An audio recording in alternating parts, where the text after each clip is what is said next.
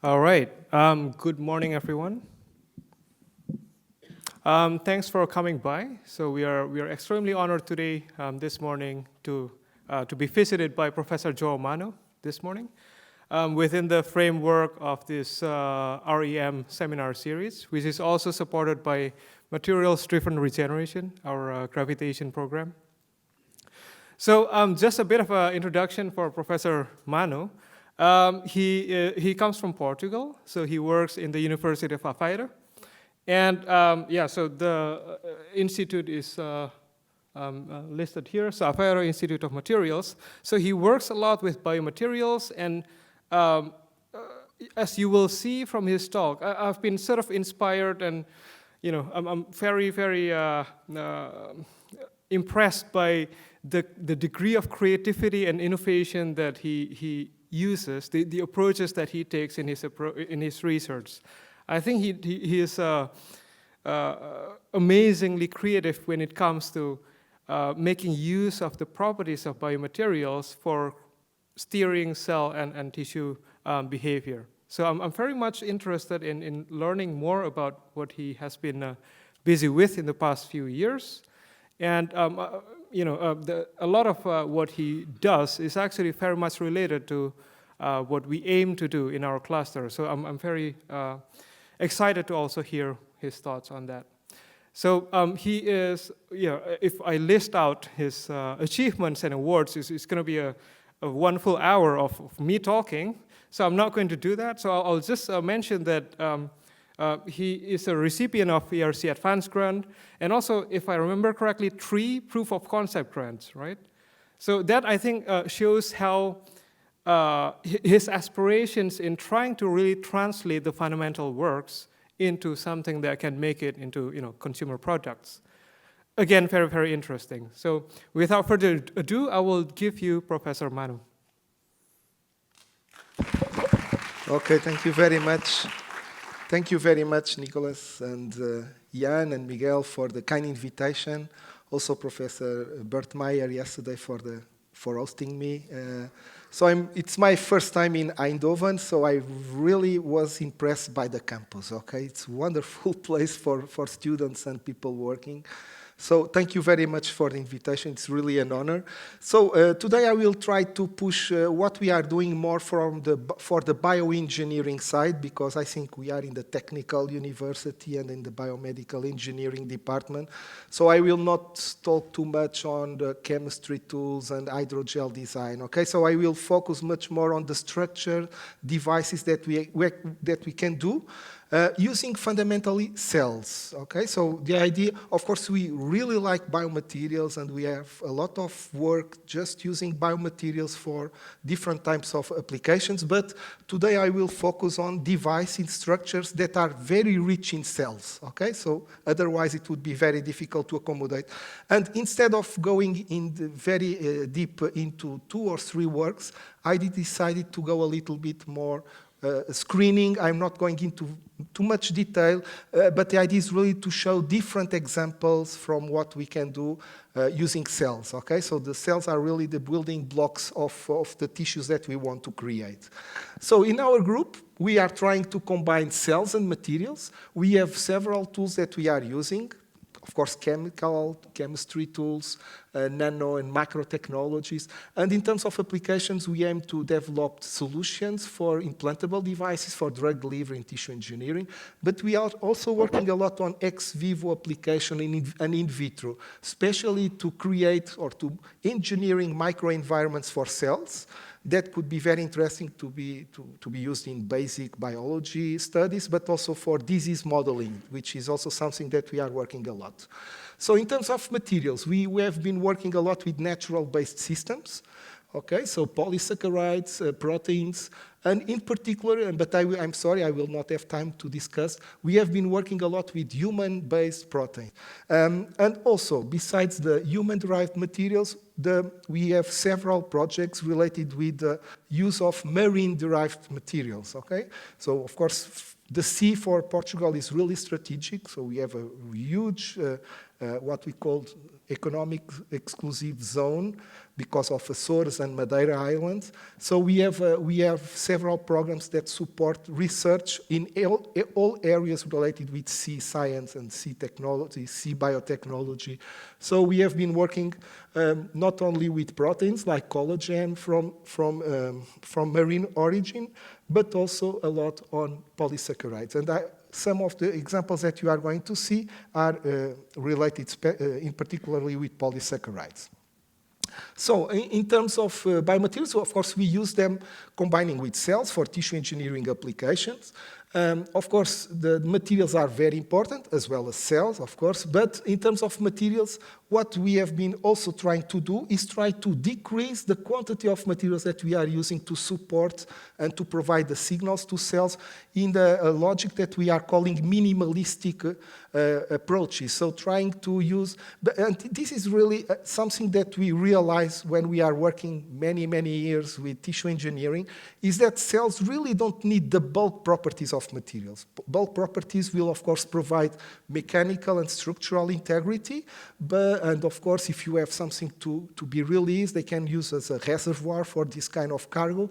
But most of the properties that you need from a biomaterial is really the surface properties, not only in scaffolds, porous scaffolds like that, but also in hydrogels. Hydrogels, it's really important, is the interface between the cells, membranes, and the hydrogel. So if you see topography, wettability, local stiffness, okay, this really matters. Also the pore geometry. So those are basically things, properties that are coming from properties of the materials that are not related with the volume, but much more with the surface. So in these scaffold approaches, the idea is really to form tissues without the use of biomaterials or with relatively low amounts of biomaterials. And if you look on even in development biology and spontaneous tissue regeneration, cells are formed, the tissues are formed by the spontaneous organization of cells, and this we can do that just relying on the cell ability to recognize each other, interact, and fuse together to develop the tissue.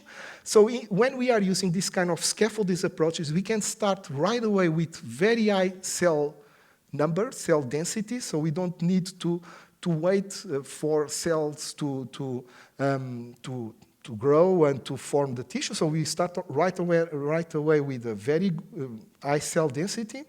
And also, we can also try to, and I'm going to speak also about that, relying on what we call bottom-up approaches to create tissues, where we can start right away with tissues with very high cell densities, and then we can create heterogeneous tissues and hierarchical tissues by assembling this kind of units. And this is what we are, something that we are working now a lot, and we have several projects and grants applications on what we call the living materials. So this is now an hot topic in the field of bioengineering, which is really to design materials that can have different shapes and different sizes, okay, like sheets, fibers.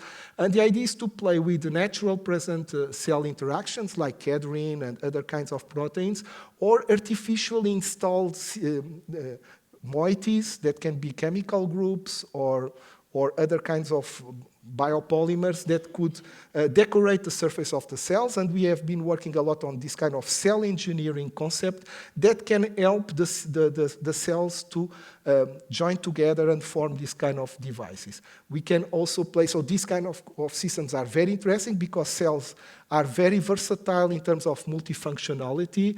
So we can play with different levels of maturation of cells. So you can have really, with the same type of cells, you can have different types of tissues with different responsive to different types of stimuli. You can engineering the cells to release soluble factors that are not naturally occurring by genetic engineering, for example. So this idea of living materials is very, very interesting. And with that, the idea is really to push what if you see in all tissue engineering textbooks, you have the combination of cells and biomaterials, is really to push the devices from the cell side. And I would like to start to present some ideas and some examples on what we have been doing. And I decided to present them depending on the dimension of the objects that we want to engineering, okay? 0D, so these are single cells, and then we go for fibers, membranes, and three-dimensional structures. And so the first example is really to take cells and engineering the cells, and this is really important for different, I would say, cell engineering and therapies involving this kind of single cells injection.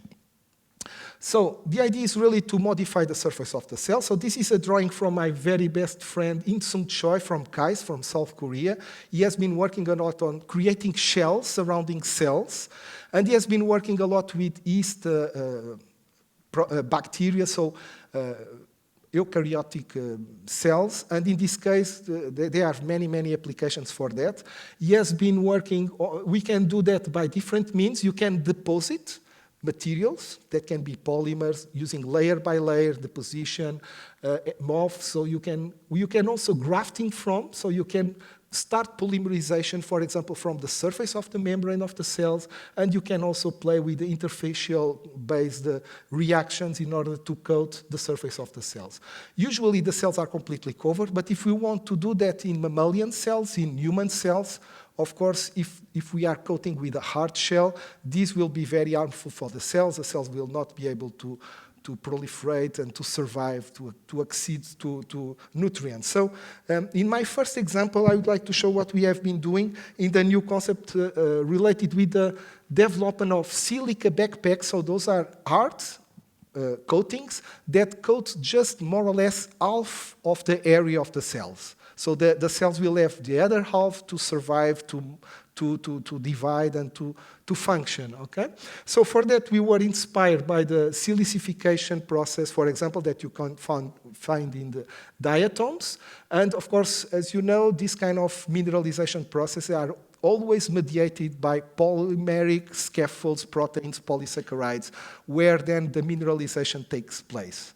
And so we mimetized some of these proteins that are based on the base of the biosilicification, and we designed this kind of very simple chitosan-based material that is positively charged. So it's L-carnitine chitosan. So this is a permanent positive charge. It's water soluble it's soluble in aqueous solutions at physiological pH, and this can recapitulate some polymers that are naturally occurring in the mineralization process. For the deposition step, we use the normal tetraethyl orthosilicate and also the derivative that contains the amine groups for further functionalization if we want. So the concept was very simple, to try to coat not the entire cells, but just half, more or less half of the cells. So the idea was to culture cells in adherent plates, so they will adhere. And then we use the carnitine chitosan as a primer to deposit on the exposed area of the cells, that is the dorsal part of the cells. And then with this positively charged layer, we are going to synthesize the silica layer that will, and the cells, of course, can be then released from the surface using trypsin. So in the end, so you can see the different steps with cells, and in the end, you have something like that, okay? So this kind of backpack can be very interesting. For example, we can enrich the silica with calcium and phosphate if you want to use to stimulate osteogenesis. So this is something that we are working on. But what we observe is that so in here, you can see the backpack in green, and the cells, they are stained in blue. So we could see that the backpack synthesis did not make any harmful, didn't compromise the viability of the cells. In fact, we could see that after one day, the cells could be found even more active in terms of metabolic activities.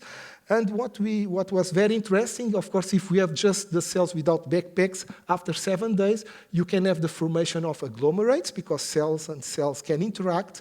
But when we have the backpack with the cells with the backpacks, you can see that larger agglomerates can be found. So the cells tend to accommodate, especially they can attach to the backpack of other cells, okay, and to form something that is like an injectable hybrid material that can form a stable structures after 3 or 7 days, very, very quickly. Also, you could see that we could see elongated actin filaments, and this is really because the cells feel the hard surface of the backpack of another cells as something that could be very convenient. And as you know, we are speaking about adherent cells. They really like to feel this kind of hard surfaces to attach. So what we also tested is the ability of the cells to survive upon the passage into small channels. So in all cell therapies, you need to inject, you need to infuse cells that should survive to shear stresses. And we did a very simple experiment when we passed through with a syringe cell suspensions with and without the backpacks across a channel. And you can see that the cells in here, with the backpack, they survive much better and significantly better than the control where we have just bare cells that are passing in the same conditions, okay? So we are very happy and still continue working and try to increase the functionality of the backpack because this was just silica, but of course you can do much more things using these kind of technologies. So this was really the proof of concept. So if we want now to go for one-dimensional objects, so we are speaking about fibers. So our intention, and this was really the first time that this was made, was to produce fibrillar structures, fiber structures that are entirely done by cells. No, in this case, no biomaterials were used. Biomaterials were used as the platform to process this kind of structures.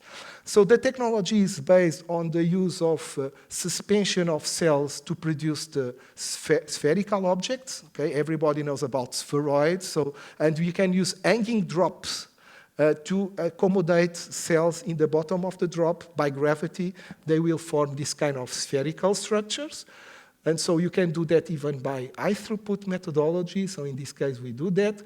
So, and this is because you are using a droplet, you have a spheres, okay? So we thought if we have another geometry that is not a drop, we could generate other kinds of geometries. So then our idea was to use not droplets, but columns of water. Okay, so in this case, we use super hydrophobic surface. This is a technology that we are working for more than 10 years that are patterned with wettable stripes. And the idea is that if you pass a solution of containing cells, cell suspension, they will accommodate as liquid stripes, like columns. They will not go outside because they are surrounded by super hydrophobic regions, so they will stay on the stripes.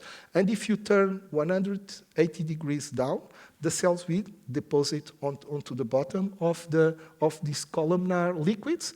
And after stabilization, of course, they will interact between themselves and they will form this kind of fibers, okay? So these fibers could be stabilized in less than 24 hours.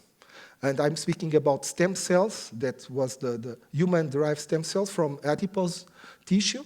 So they can be easily edible. So you can take them, because we are speaking about non-adherent, so they were not adhering to anything, so you can eliminate very easily from the stripes of the liquids. So you can play with them, you can do knots, you can produce woven structures. So you can see by this SCM how compact and well organized are the cells, okay? So this is really living fibers. Of course, you can think on even produced sutures that are made from the own cells of the patient. You can use textile technologies to construct more complex tissues, starting with fibers. So this could be a very interesting technology to think.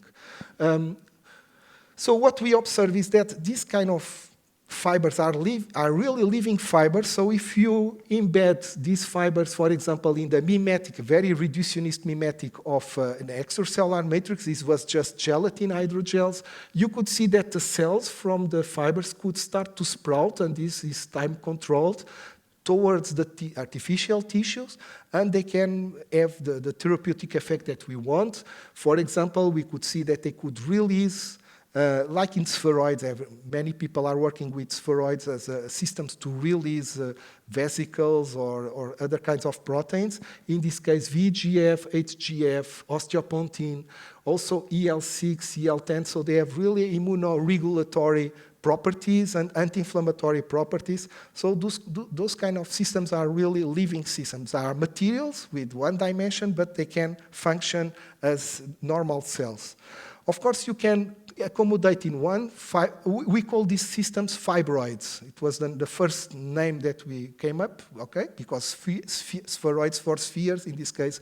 These fibroids could be formed combining more than one type of cells. So you can start with, in your liquid stripes, with different types of cells that will mix together. And in this case, we combine in these heterotypic fibroids human-derived stem cells and umbilical vein endothelial cells, so UVEX, and you could see that by the staining of CD31 that the endothelial cells are embedded, they're mixed with the stem cells. What we could see, for example, using a CAM assay, is that the new blood vessels could be stimulated when we incorporate these heterotypic fibroids into the cheek membrane of the embryo, and this is similar to what. So this is what we have when we have the UVEX. Okay, very good results in terms of new blood vessels that are formed as compared with the positive control where we inject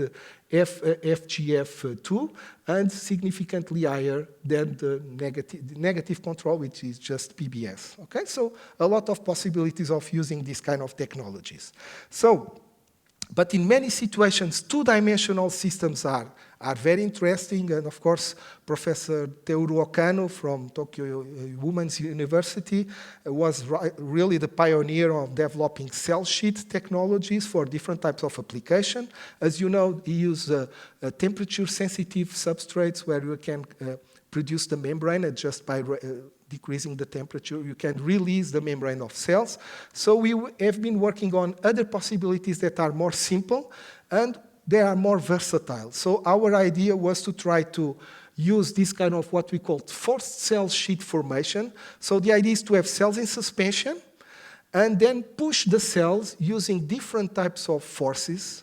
As you see, for the fibroids, we use gravity, but in this case, we should use centrifugal, something that is stronger, centrifugal, magnetic, acoustic, and in particular, we have been working with magnetic forces to push the cells over a non-adherent surface, okay? And then just wait that the cells will mature and form a construct, in this case, a sheet layer of cells. So the advantage is that you can start right away to have more thick membranes, because in the normal cell sheet technologies, we have a confluent monolayers of cells, but in this case, in one pot, you can have immediately a much thicker membrane that just by taking the force after the tissue is formed, you can have, and you can take out the structure that was produced. For example, in this work, so the idea was we used stem cells, again, adipose-derived stem cells. We incubate the cells with low quantities of magnetic nanoparticles that were easily internalized, okay?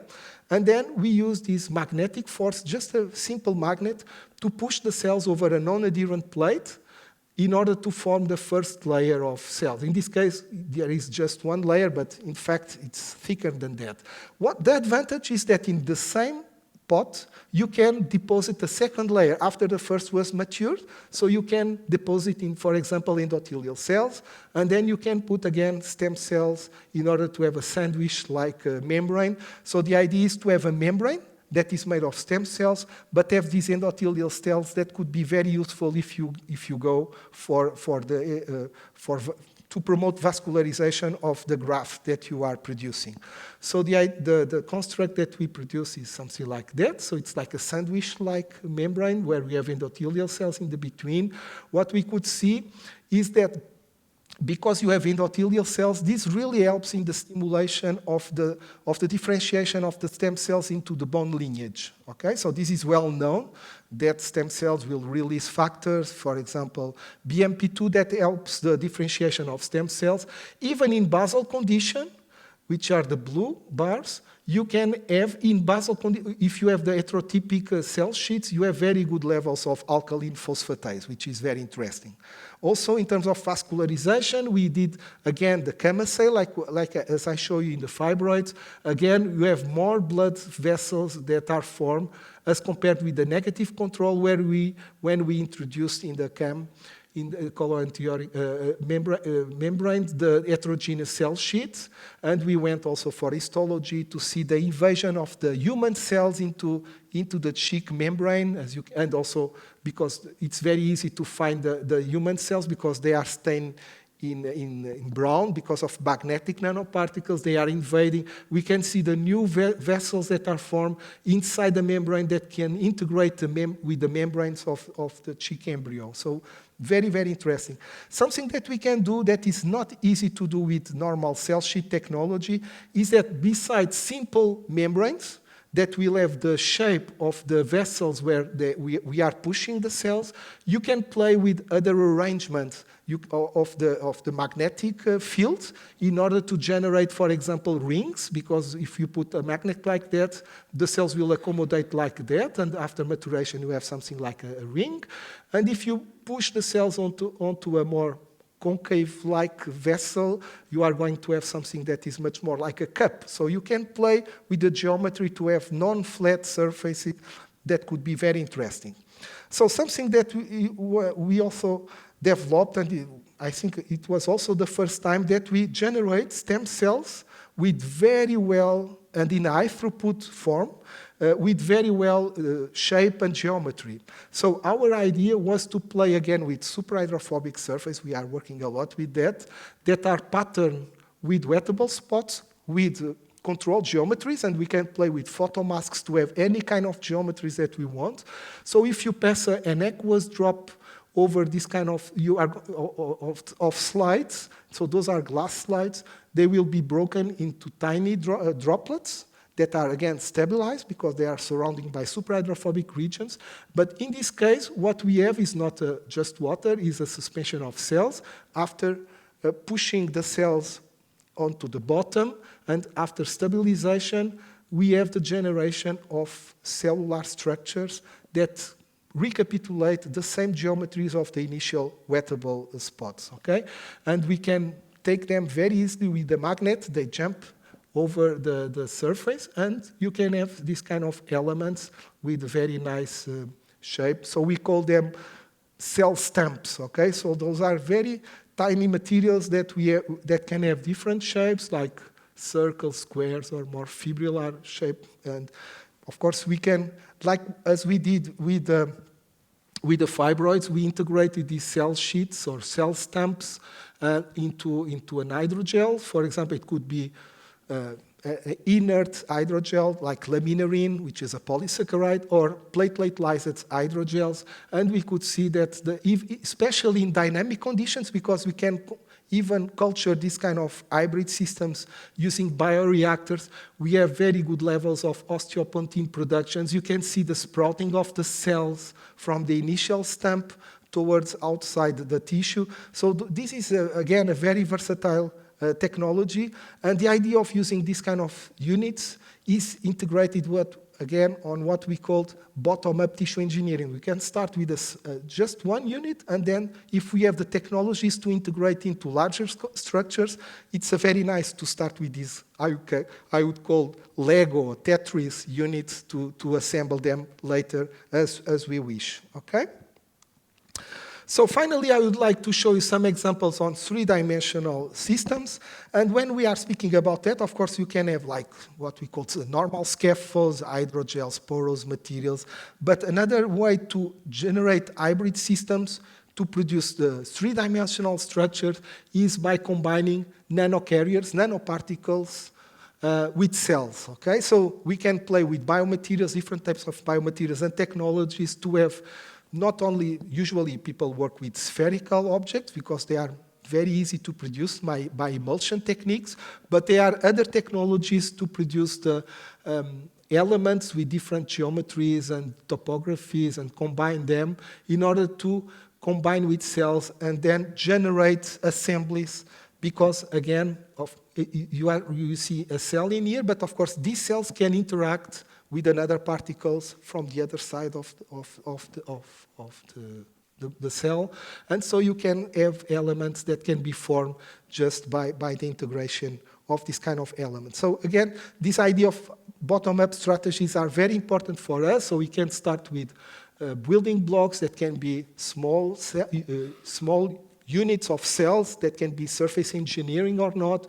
We can assemble them into microcell sheets or spheroids or fibroids and then integrate them with particles in order to have more complex assemblies. And so there are different ways to play across the scales in order to finally have a matured and complex structures that you want to do. So if you want to play with particles, but in the logic of minimalistic strategies, using the less amount of possible of materials, the spherical objects are the worst case because those are the objects that have the maximum or the minimum area for the same volume, okay, in terms of geometry. But we would like to have the opposite, to have for the same volume the largest area possible, okay, to expose more surface area to the cells. For example, if you have something like a cube, and if you cut the cube in order to have a larger object like that, so anytime that you cut and reform, you are duplicating basically the area, and very easily in an exponential form by doing this kind of process, cut and reform, you have a huge increase of the area for the same volume. The volume is kept constant. So our idea was also how to produce objects that almost don't have volume but have a lot of area, okay? But in the logic of microcarriers. So again, I will show you what we can do with these slides of superhydrophobic with wettable spots, in this case to process microparticles, but very thin microparticles. So the idea is quite simple.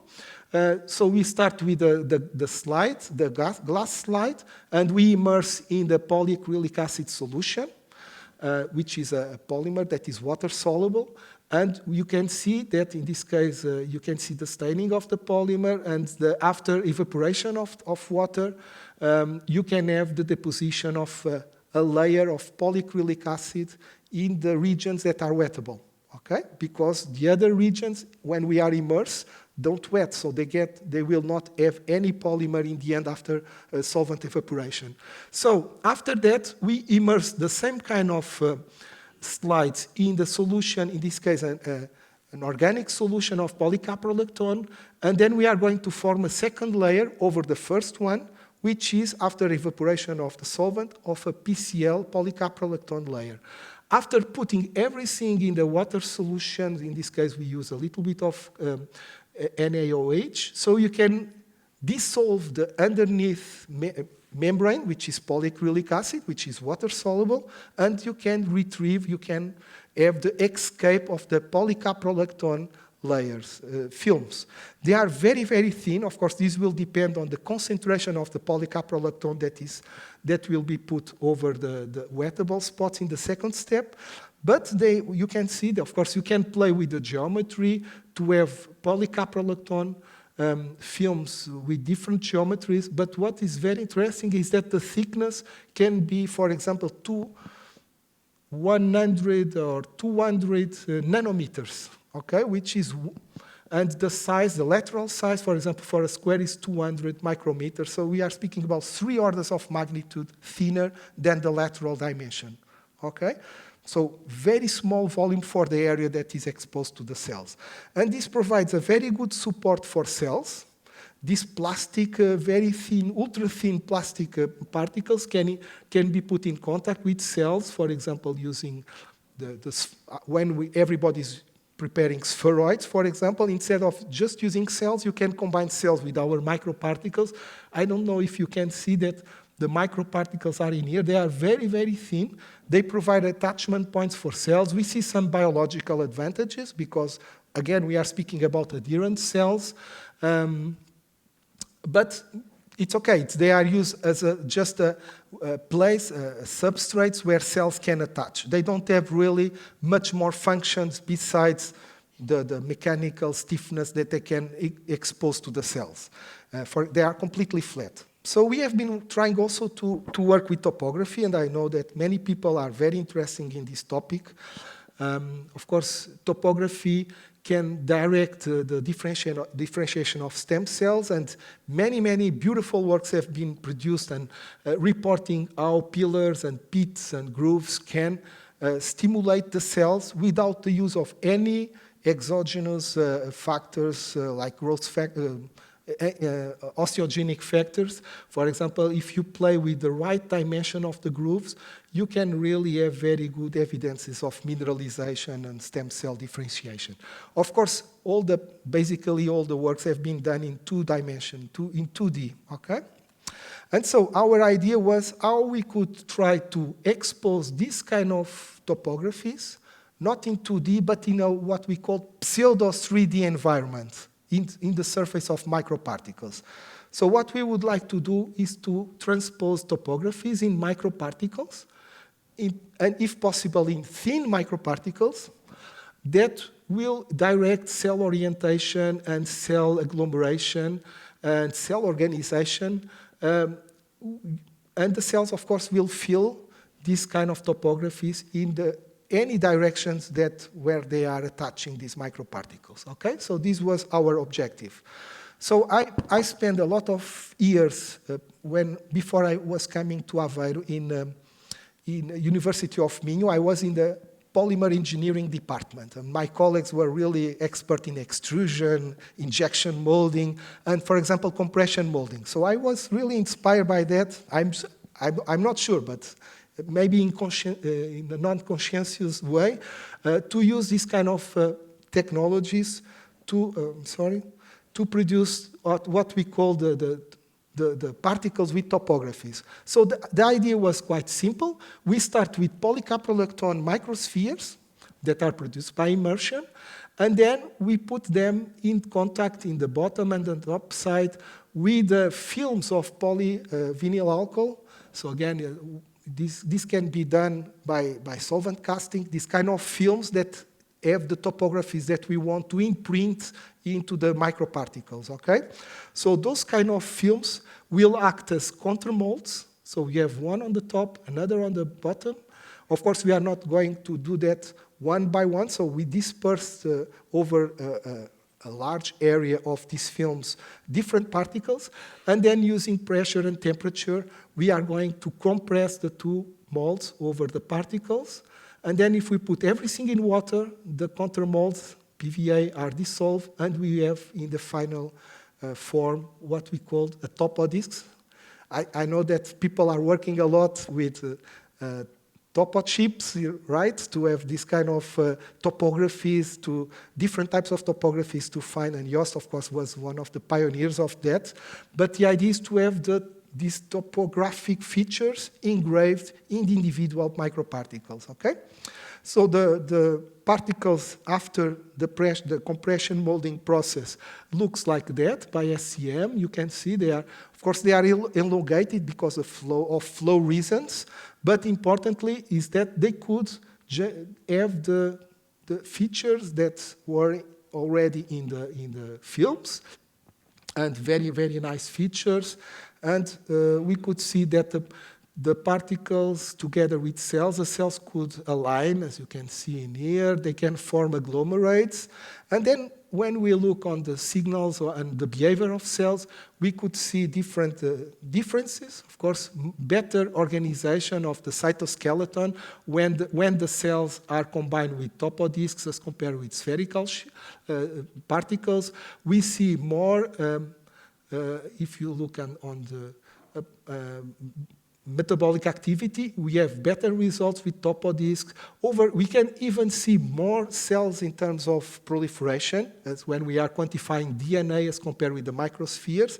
But most importantly, we could see, as people have been seeing, that in 2D cells tends to differentiate. We could see that in our pseudo three-dimensional space. So when we have particles, spherical particles with cells, for example, if you stain with von Cossa, of course you can see hydroxyapatite, or in this case mineral deposits that we can also stain specifically for hydroxyapatite here in green. You can see some hydroxyapatite that is formed with the spherical particles, but only when osteogenic medium is used.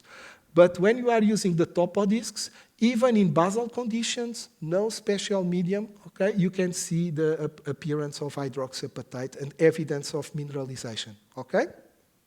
Which seems to be very, very promising.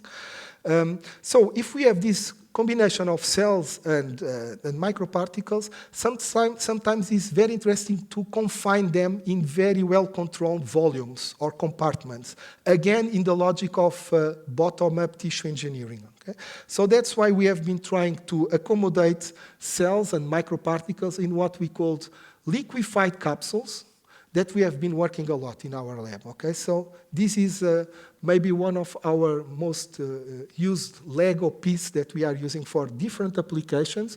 So the idea is that, for example, when we are working with hydrogels, they are very difficult for them to, in most of the hydrogels, to proliferate, to migrate, because they are embedded in this very elastic environment. So in this case, the cells can really self-organize as they wish inside this volume, because this is really viscous or liquefied.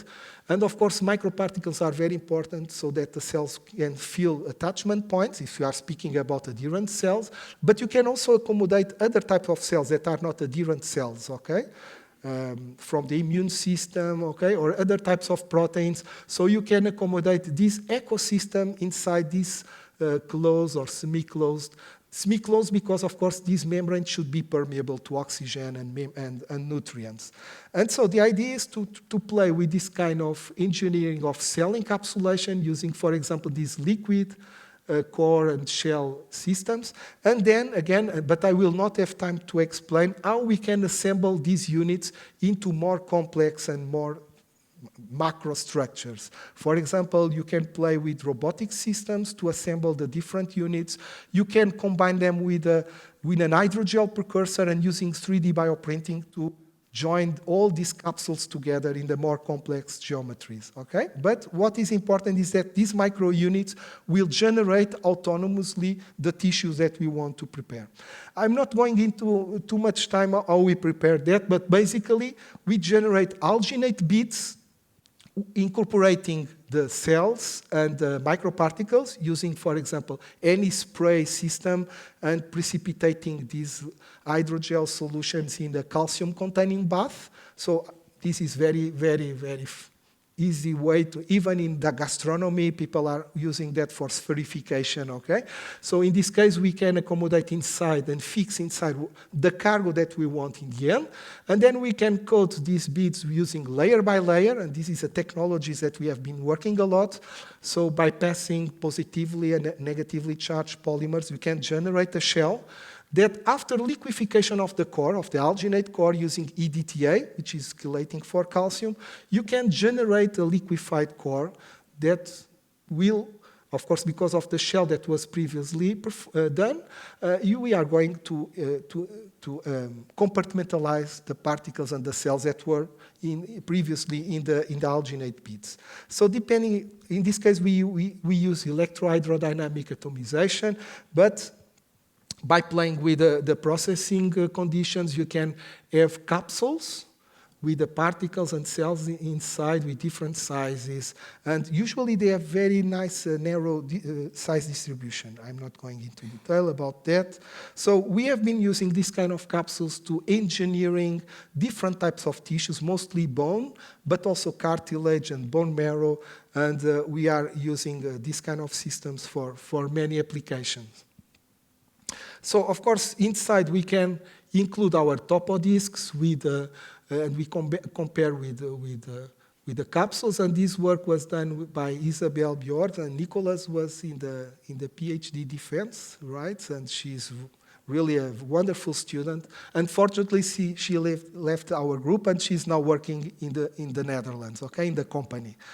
But she was a very, very nice student. So she accommodates, in order to bioengineering this bone niche, so she combined these topo discs with endothelial cells, and then combined these first assembles to stem cells in order to bioengineering these kind of environments. So we study many factors, monoculture, which is just stem cells, or co-cultures, that stem cells with UVEX, and then we use the basal medium, osteogenic medium, static conditions, dynamic conditions, because it's very interesting. You can put these beads in the spinner flask and use this spinner flask as a very simple bioreactor. Okay, and everything inside will not, and the shell is enough robust to sustain the use of these capsules inside the bioreactor. I'm not going into detail, but we could see that hydroxyapatite could be formed even in using our topo discs, even in the monoculture in static conditions. If you work with just stem cells, with the microspheres inside the capsules, you don't see signs of hydroxyapatite, but in the topo discs, you can see. When you are speaking about microspheres, you need to go for co-culture, so to put endothelial cells together, or also dynamic condition. Okay, so so we went also for micro-CT analysis, and of course we can differentiate the mineralized regions because they are much more dense in terms of electronic density, and we could see that with the topo discs we could see much more dense elements resulting from the mineralization process. So we also looked on not only the mineral, but also the organic composition by FT analysis and histology. So if you look on the peak corresponding to the collagen, what we could see is that with the topo discs, we have a reduction of the peaks corresponding to the random coil and increase of the components related with triple helix and alpha helix, which is much closer to the native collagen. So you have a better quality of the collagen that is formed when you are using the topo discs as compared with the microspheres, okay? But also when we are working in dynamic condition, this is even more evident. So really mechanical stimulation for cells are really, really important for the differentiation of the stem cells. So we went for, I'm not going into more details, but we went for different types of immunohistochemistry and proteomics. For example, we could see that with the topo discs, the proteins that were analyzed, 537 proteins from the exosomes that are released by the cells were analyzed, and we see more abundance of proteins related with endothelization, vasculature stabilization, and even mineralization, okay? So this was, of course, a very, very interesting result. So these capsules that I've been showing were produced using this kind of formation of our template of alginate, coating, and then liquefaction of the core, okay? So more recently, we have been working with this liquid-liquid phase separation process, all based on aqueous solutions, and this is by playing with different quantities of polymers, PEG, and salt. And in this case, we can generate emulsions that are purely based on aqueous solutions, okay? So we can play with that to produce our capsules, in this case, by putting oppositely charged polymers in both of the phases. So if you have, for example, phase 2, that is a solution containing dextran and, for example, alginate, and cells and microcarriers. And if you disperse using a spray system or by droplet precipitation in phase 1, that is insoluble to phase 2, in this case is PEG and polylysine, which is positively charged, what you are going to see is to have this kind of phase separation. And of course, by diffusion, the two opposite charged polyelectrolytes will complex at the interface region. And during time, we have the stabilization of this shell that is formed. And after a few minutes, it's very stable. And you have in one step the formation of the capsules. Okay, so we are mostly abandoned the first technology on the layer by layer because this is very, very fast. So again, you can use spinner flasks to culture the cells. So those are micro, very big, so that it's more easy to visualize. Those are like caviar-like capsules. We have the cells inside, microparticles. You can play with the time of complexation, the molecular weight of the polyelectrolytes to have shells with different mechanical properties. You can play with different times and to have systems that are more or less stable. Sometimes you can think on applications that you don't want to have something that is really, really stable, okay? So you can play with these conditions. The cells could be kept alive up to at least 21 days. So this is really an evidence that even if you have this shell that is highly compact, that you can have the diffusion of low molecular weight materials like oxygen and glucose. So this technology of using this kind of biphasic aqueous systems were used to process this kind of capsules, but we thought that we could produce other kinds of devices. Finally, this is my final slide. So this is like a conclusion. It's very difficult to decide what type of devices that you really need for different types of applications, biomedical engineering, bioengineering. So of course, if you go for more complex devices, for example, you can start with just materials. And again, this is much better to translate just pure materials that can have different sizes. But when you start to complicate, to combine with materials, you can have something that can be very interesting in terms of functionality, but of course, it's much more difficult to transpose to the clinics and to commercialization. So you really need to find the right balance about that. What I showed today is a little bit more complex systems that I'm sure they will be much more to reach the clinics. But at the same time, and I'm sorry I could not present, we have other more simple systems that are much more translatable, okay?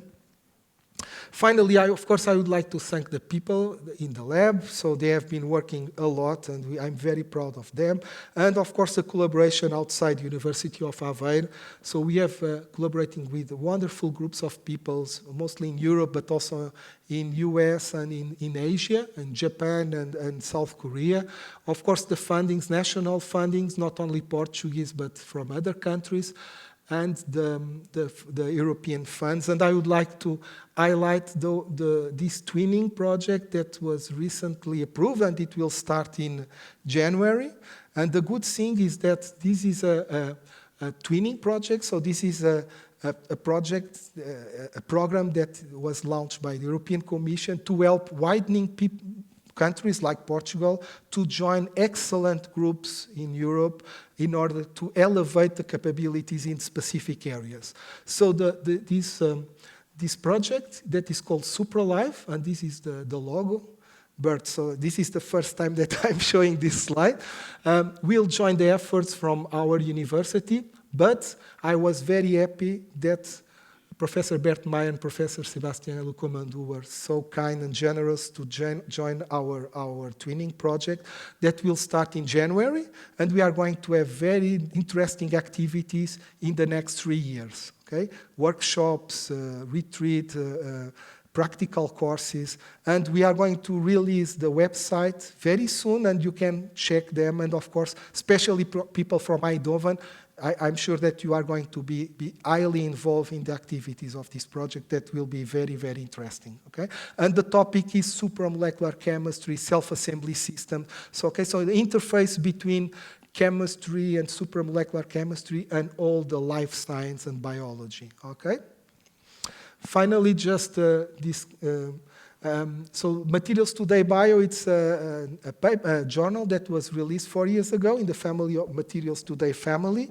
So I'm just invited you to submit papers from this journal that, of course, is within the research topics from everybody in the group. And finally, I would like to thank you very much for your attention. Thank you.